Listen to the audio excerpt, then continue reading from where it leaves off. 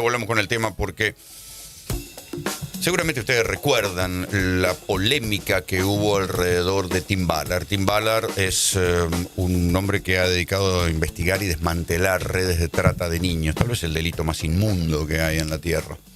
Y hubo mucha polémica en torno a él, con tanta que en la Argentina fue la propia ministra de Seguridad, Patricia Bullrich, que te salió a criticar a Tim Ballard diciendo que tenía acusaciones y recibió a los acusadores de Tim Ballard diciendo que tenía acusaciones de abuso sexual. Bueno, en Estados Unidos, la fiscalía que tenía que acusar a Tim Ballard de abuso sexual. A ver, fíjense la contradicción. Un hombre que desmantelaba redes de tráfico de niños lo acusaban de abuso sexual. Bueno, desistió de la acusación.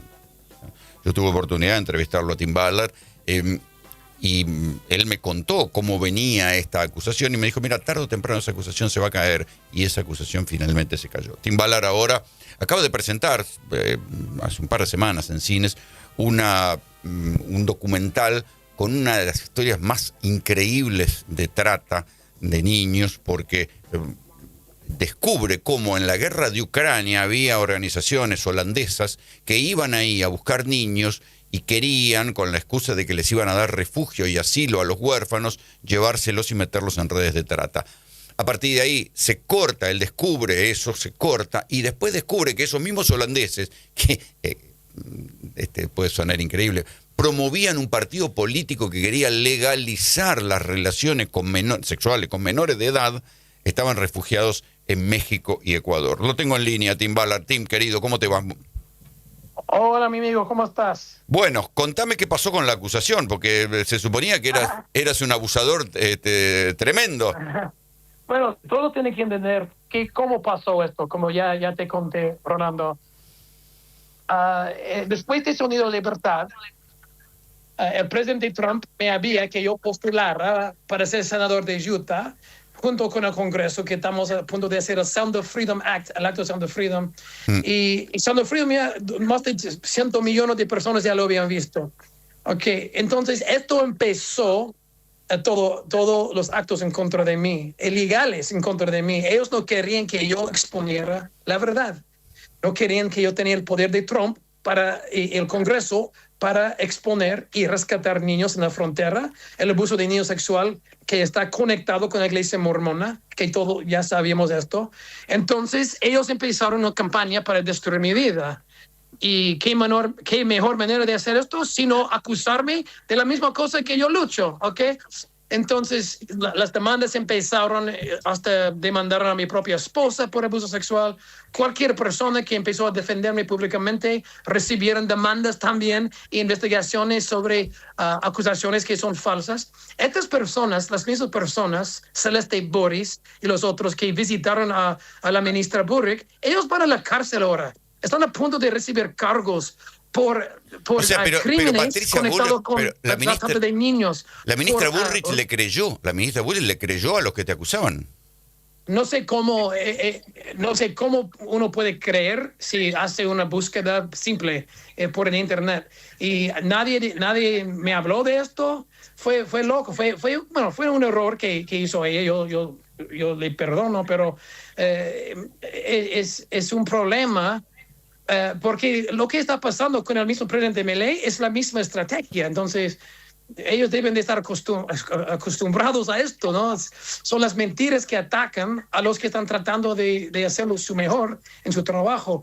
Pero está bien porque nosotros ya ganamos, y la evidencia de esta victoria nuestra es que estoy hablando contigo ahora de una película que va a estrenar en Argentina en una semana. Hace una semana ya empezó. Sí, sí.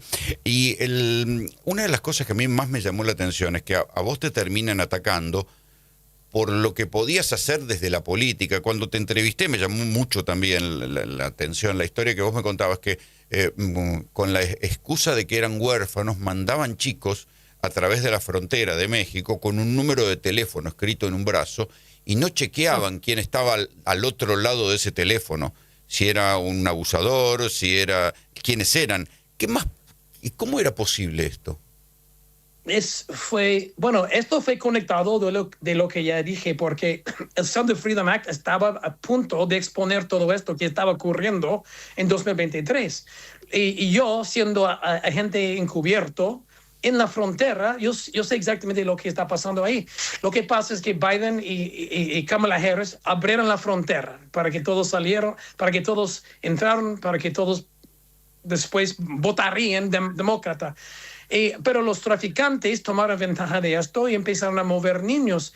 Y cuando el niño llega ahí, en la frontera, nadie pregunta nada. No hay investigación, ni investigan la persona que viene a buscarle desde el lado del norte, llevándoles a cualquier casa, a cualquier lugar. Sí, que se disfrazan de... horrible lo que pasó. Se disfrazan de gente que ayuda y que son gente solidaria, porque esa es la estrategia.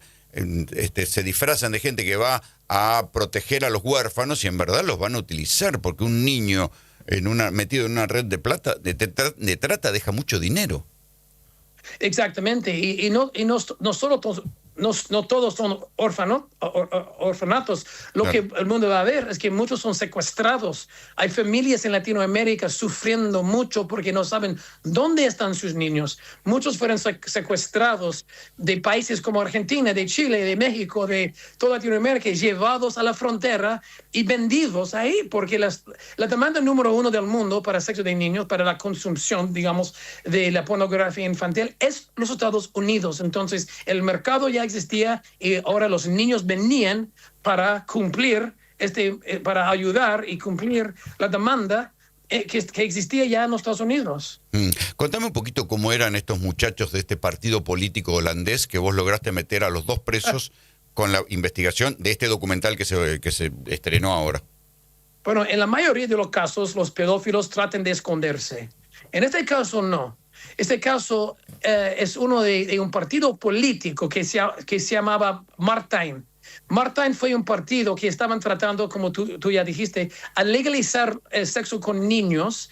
Ellos fueron rechazados, después arrestados, cargados por crímenes en contra de niños. Entonces, como fugitivos, en 2020, ellos se mudaron a empezar su mercado de sexo de niños en México, en Ecuador, y desde ahí querían reclutar más niños para llenar su hotel de sexo, que iban a vender boletos a extranjeros pedófilos que vinieron ahí.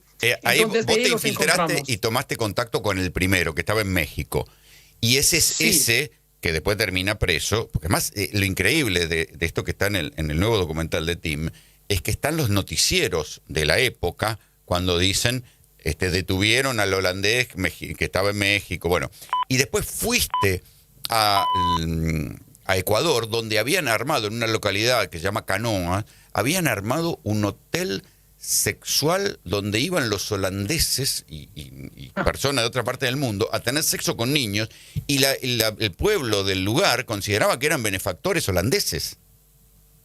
Exactamente, y esta pista encontramos en Ucrania, porque estaban los mismos de México, los de Holanda, estaban reclutando niños de Ucrania. Entonces ya salimos de Ucrania a México, y desde México más pistas recibimos hasta llegar, como dijiste, en Canoa, donde había un hotel, y todo el mundo va a verlo en la Guerra Oculta, un hotel que estaban vendiendo niños por sexo cada día, cada noche, invitando a otros extranjeros que vinieran a hacer lo mismo. ¿Cómo le va, Ballard? Mucho gusto. Cerolini soy. ¿Cómo es su relación hoy con el Partido Conservador Republicano? ¿Lo sigue apoyando a usted? Porque el tema de Donald Trump con Brian Epstein también roza el tema de menores, y usted es un hombre que no se queda quieto, investiga. ¿Cómo lo ven hoy a usted, o cómo usted está con ellos? Estoy muy bien con ellos. De hecho, hace 4 semanas estuve en Siria ayudando ahí. Nosotros infiltramos, fue la operación más peligrosa que he hecho en mi vida. Nosotros infiltramos a través en Siria para ayudar a la gente cristiana y drus que estaban atacados por ISIS. Y nosotros nos infiltramos por la guerra para sacar la evidencia, trabajando con la embajada en Jerusalén, con el embajador Mike Huckabee. Entonces él sabía que íbamos. Nosotros sacamos la evidencia, regresamos y lo entregamos a él, y después, una semana después, Trump declaró que él iba a mandar provisiones, y soldados también dijo que iban a mandar para ayudar a esta gente. Así que ¿Y ya estamos muy bien. ¿Qué trabajamos descubriste en muy bien Siria? esto. Si se puede saber. ¿Qué descubriste en Siria, si se puede saber? Bueno, lo que pasa es que había un acuerdo la semana antes de que nosotros infiltremos ahí, un acuerdo que decía que ISIS no podía atacar. Fue un ceasefire, ¿ok? Y si ellos violaban el ceasefire, esto dio el permiso, según el acuerdo, que Trump viniera. Entonces nosotros fuimos para descubrir la evidencia, sacar la evidencia de que sí, cada noche estaban violando el mismo acuerdo.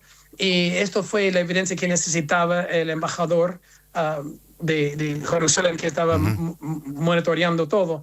Y nosotros fuimos ahí, sacamos la evidencia, también ayudamos a la gente, encontramos las necesidades que necesitaban ellos, las provisiones, y salimos con toda la información, y después Trump y su equipo empezaron a responder correctamente. Tim, te agradezco el contacto, como siempre, te mando un gran abrazo.